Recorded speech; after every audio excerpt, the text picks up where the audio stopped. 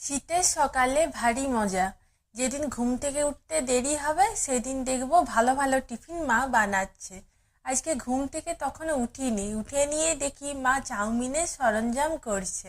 যদি তাড়াতাড়ি ঘুম থেকে উঠতাম না, তাহলে দুধ মুড়ি, দুধ কর্নফ্লেক্স এইসবই খেতে হতো।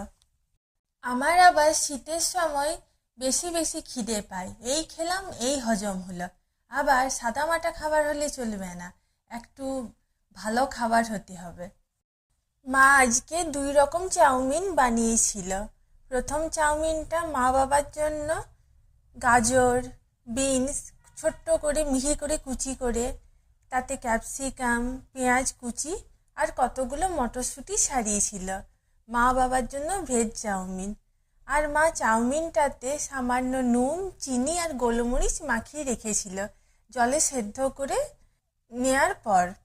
মানে মা জলে সিদ্ধ করে প্রথমে ঠান্ডা জলে ধুয়ে নেয়, তারপর জল ঝরিয়ে নুন, চিনি, গোলমরিচ মাখিয়ে রাখে।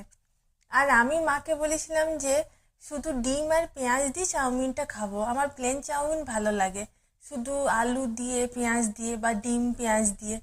কিন্তু পরে মনে হলো কতগুলো মটরশুঁটি দিয়ে দেখি কেমন লাগে, তো খেতে বেশ ভালোই লাগছিল।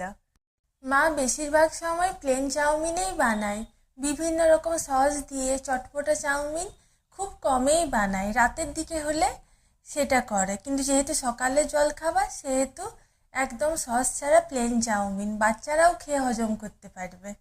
তোমরা আমাদের বাড়িতে আসলে এই দুটো চাউমিনের মধ্যে কোন চাউমিনটা খেতে আমাকে অবশ্যই কমেন্টে জানিও। Thank you to all of my viewers.